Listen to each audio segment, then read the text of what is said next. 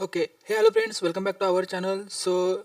Today I'm going to explain the how to perform this CRUD operation in your Spring Boot application. Okay, so मित्रांनो last 2 weak झालं मी आपल्या YouTube चॅनलवरती काही कारणामुळे मी video टाकत नव्हतो. सो आजपासून प्रयत्न करेन की व्हिडिओ मी रेग्युलरली अपलोड करेल किंवा 1-2 दिवसांनी अपलोड करेल. ओके, सो मित्रांनो आजच्या व्हिडिओमध्ये मी एक्सप्लेन करणार आहे की so how to perform the CRUD operation in your Spring Boot application. Okay, so in your project how to perform the CRUD operation.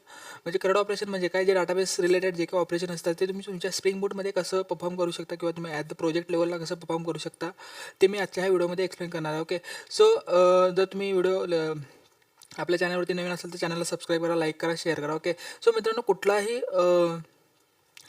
CRUD operation किंवा कुठलाही ऑपरेशन डाटाबेसवरती परफॉर्म करण्या अगोदर त्याची जे काय आपल्याला डाटाबेस कनेक्टिव्हिटी असते ती महत्त्वाची. ओके, महत्त्वाची असते. मी स्प्रिंग बूटचं तुम्हाला प्रोजेक्ट मी आपल्या व्हिडिओ थ्रू तुम्हाला एक्सप्लेन करून सांगितलेलं, तर ते तुम्ही व्हिडिओ बघून घ्या. त्याच्यानंतर तुम्हाला मी समजेल की स्प्रिंग बूटचं स्ट्रक्चर काय असतं. ओके, सो आधी तुम्हाला मी स्प्रिंग बूटचं स्ट्रक्चर दाखवतो, then I am showing to how to create a CRUD operation in spring boot application. Okay, so कुठलाही डाटाबेस रिलेटेड ऑपरेशन परफॉर्म करण्यासाठी तुम्हाला आधी त्या ऑपरेशन जे काय डाटाबेस रिलेटेड कनेक्टिव्हिटी असते, म्हणजे वर्क बेंच असतो त्याला आपण MySQL वर्क, म्हणजे जो काय तुम्ही डाटाबेस सर्व्हर वापरतात तो सर्व्हर तुमच्या सिस्टमची किंवा तुमच्या ॲप्लिकेशन प्रोजेक्ट डाटा त्या ज्याला डाटाबेस कनेक्टिव्हिटी म्हणतात ती डाटाबेस कनेक्टिव्हिटी तुम्ही केलेली असायला पाहिजे. ओके, सो डाटाबेस कनेक्टिव्हिटी करण्यासाठी तुम्हाला काय करायचं, सिम्पली रिसोर्सेसमध्ये जायचं, देन टेम्पलेट्समध्ये जायचं, एक application.yml मध्ये जायचं. त्याच्यामध्ये तुम्हाला दिसून येईल की मित्रांनो मी JPA हायबरनेट वापरला आहे, म्हणजे ॲटोमॅटिकली माझी जो काय क्वेरी आहेत. ओके, ऑटोमॅटिकली ऑटो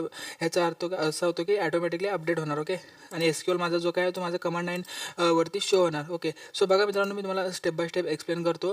ही एक application.yml आहे. ज्यांना स्प्रिंग बूटचं नॉलेज आहे किंवा ज्यांना स्प्रिंग बूटचं स्ट्रक्चर आहे, त्यांना स्ट्रक्चर माहीत आहे, त्यांना ही फाईल काय कशासाठी वर्क असते आणि का यूज केली जाते ती पण माहिती आहे. जर नाही माहीत असेल तर आपल्या व्हिडिओचे जी काय स्प्रिंग बूटची प्लेलिस्ट आहे त्याच्यामध्ये मी हा स्ट्रक्चर सांगितलेला एक्सप्लेन करून. ओके, जो स्प्रिंग बूट स्ट्रक्चर होतं, सो स्प्रिंग बूट स्ट्रक्चर तुम्ही आधी तो व्हिडिओ बघा and then continue this video.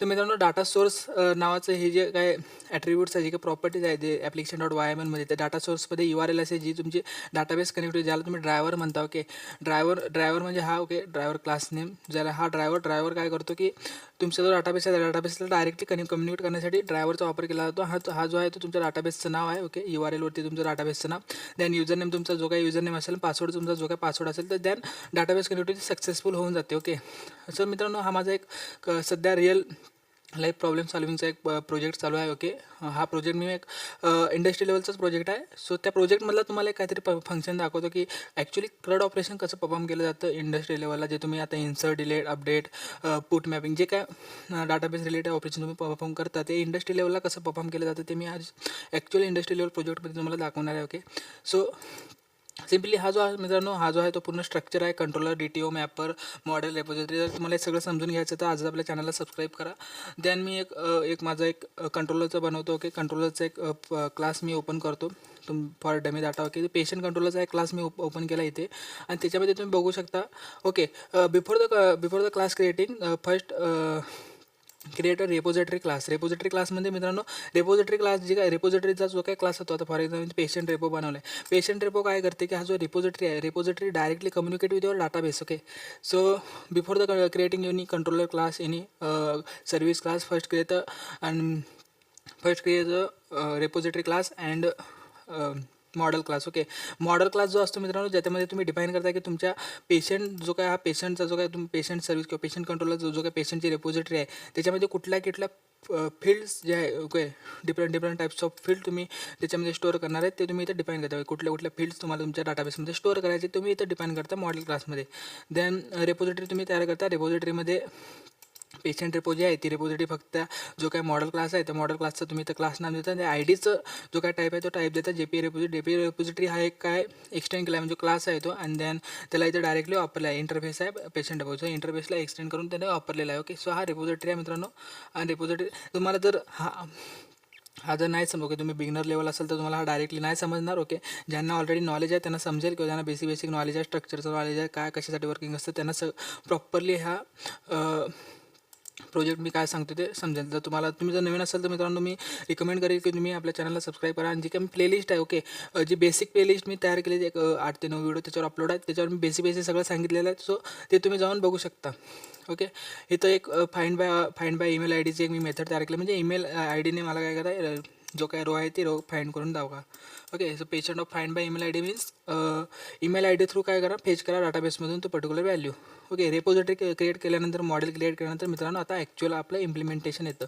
इम्प्लिमेंटेशनसाठी आपण कंट्रोलरमध्ये जातो. कंट्रोलर का क्रिएट केला जातो की कंट्रोलर क्रिएट करण्यासाठी मागचा एकच उद्देश की जी काय रिक्वेस्ट मॅपिंग आहे ओके, सो त्या रिक्वेस्ट मॅपिंगला हँडल करण्यासाठी आपण कंट्रोलर क्लास जो आहे तो तयार केला जातो. की कंट्रोलर क्लास रिक्वेस्ट मॅपिंगला कशाला हँडल करतो. ओके, रिक्वेस्ट मॅपिंग म्हणजे काय मित्रांनो, की हा जो रिक्वेस्ट मॅपिंग जो हा स्लॅश पेशंट आहे ओके, मॅपिंग लोड बॅलेन्सिंग म्हणतात किंवा HTTP रिक्वेस्ट मॅपिंग जे आहे त्या HTTP रिक्वेस्ट मॅपिंगला हँडल करण्यासाठी हा जो क्लास आहे तो वापरला जातो. ओके, सो रिक्वेस्ट मॅपिंग हा एक ॲनोटेशन आहे. आणि रिक्वेस्ट मॅपिंग म्हणजेच काय की कुठलाही मॅपिंग म्हणजे कुठलीही URL चालू होण्या अगोदर okay, for example /home/login okay, तर /home जो आहे /home हा काय रिक्वेस्ट मॅपिंग आहे. म्हणजे कुठलाही मॅपिंग चालू होण्या अगोदर जे URL परमनंट कॉमन URL आहे त्या URLला रिक्वेस्ट मॅपिंग म्हणतात. ओके, त्यानंतर मी ऑटो म्हणजे त्या ऑब्जेक्ट बिन केला. ओके, बिन तयार केला कशाचा, रेपोजिटरी सर्व्हिसचा, पेशंट सर्व्हिसचा एक बिन तयार केला. देन तेच info service, auto info service okay, हे सगळं मी बिन तयार केलं आहे. ते पेशंट सर्व्हिस म्हणजे आपला जो काय डाटा आहे तो पेशंट सर्व्हिसमधून फेच होणार. पेशंट सर्व्हिस आपल्याला डाटा प्रोव्हाइड करणार. आपण इथून काय करणार, युजर इंटरफेसवरती स्टोअर करणार कंट्रोलर थ्रू. ओके, सो मी इथं बघा इन्सर्टचे एक ही पोस्ट मॅपिंग आहे. पोस्ट मॅपिंग आपण डाटा इन्सर्ट करण्यासाठी वापरला जातो. डाटा इन्सर्ट करणे म्हणजे डाटाबेसमध्ये जो काय इन्सर्टची क्वेरी फायर करणे. सो हे एक URL आहे. पेशंट म्हणजे ह्याचा मिनिंग काय झालं, रिक्वेस्ट मॅपिंग आणि पोस्ट मॅपिंग म्हणजे patient/patient./insert ह्या URLवरती मला काय करायचं आहे, डाटा सेव्ह करायचा आहे. ओके, मॉडेल ॲट्रिब्यूट्स म्हणजे जो काय डाटा असणार तो मॉडेलमध्ये येणार. आणि पेशंट सर्व्हिसमधल्या सेव्ह पेशंट या मेथडला मी कॉल केलं आहे. ओके, आणि सक्सेस हा काय आपला HTML पेज आहे. सेव्ह पेशंट आम्ही जो काय पेशंट आहे, जी काही मेथड आहे त्या मेथडला मी कॉल केलं पेशंट सर्व्हिसचा. सो मी सिम्पली आता पेशंट सर्व्हिसमध्ये जातो आणि तुम्हाला तो जो काही लॉजिक आहे तो दाखवतो. पेशंट सर्व्हिसमध्ये गेलो मी, patient service okay. And patient सर्व्हिसमध्ये बघा, पेशंट सर्व्हिस म्हणजे पेशंट रेपोला मी एक ऑब्जेक्ट आहे. म्हणजे मी तुम्हाला सुरुवातीला सांगितलं ना रेपोजिटरी काय असते. रेपोजिटरी जो काय आपला ऑब्जेक्ट आहे ओके, जो काय आपला डाटाबेस आहे, डाटाबेस डायरेक्टली कम्युनिकेट करण्यासाठी रेपोजिटरी वापरली जाते. सो हा जो पेशंट रेपो आहे ओके, हा जो पेशंट रेपो आहे, हा पेशंट रेपो डायरेक्टली आपल्या डाटाबेसची कनेक्ट होते आणि डायरेक्टली आपल्या डाटाबेससोबत कम्युनिकेट केले जाते. ओके, सो इथं सेव्ह पेशंट ही मेथड आहे. या सेव्ह मेथडला मी कॉल केला. त्याच्यामध्ये पेशंटचा जो डाटा टाईप काय त्याचा पेशंट आहे, रिटर्न टाईप पेशंट आहे. सो सगळ्या पेशंटचा मी एंटिटीमध्ये डाटा घेतला आणि त्या पेशंटला मी काय घेतलं, सेव्ह केलं. ओके, सेव्ह मेथड वापरली. ओके, सेव्ह ही एक मेथड प्रीडिफाईड मेथड आहे. सेव्ह ही प्रीडिफाईड मेथड आहे रेपोजिटरीमधली. सो रेपोजिटरीमधली ह्या सेव्ह मेथडला मी कॉल केलं आणि त्या डाटाला सगळं मी सेव्ह करून टाकलं आपल्या डाटाबेसमध्ये. ओके, सो मित्र हा एक बेसिक फ्लो होता आपल्या डाटाबेस कनेक्टिव्हिटीचा किंवा आपल्या डाटाबेस CRUD ऑपरेशनचा. ओके, सो हा एक बेसिक फ्लो होता जो तुम्हाला आय होप तुम्हाला समजला असणार. ओके, तर तुम्ही सिम्पली आता हा पेशंट सर्व्हिस कुठं आहे.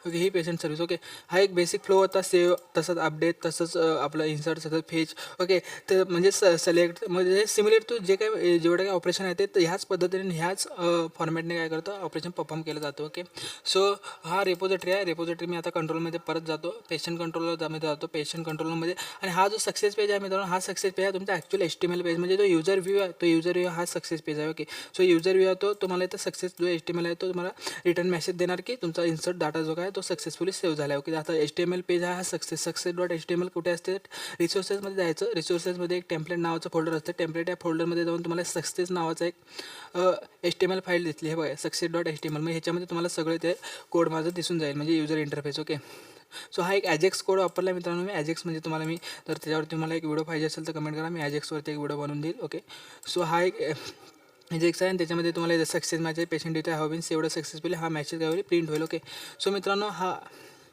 एवढं तुम्हाला आजच्या व्हिडिओ थ्रू सांगायचं होतं. आय होप तुम्हाला समजलं असेल. जर समजलं असेल तर लाईक करा, शेअर करा, कमेंट करा. Okay, thank you for watching this video. Okay, thank you.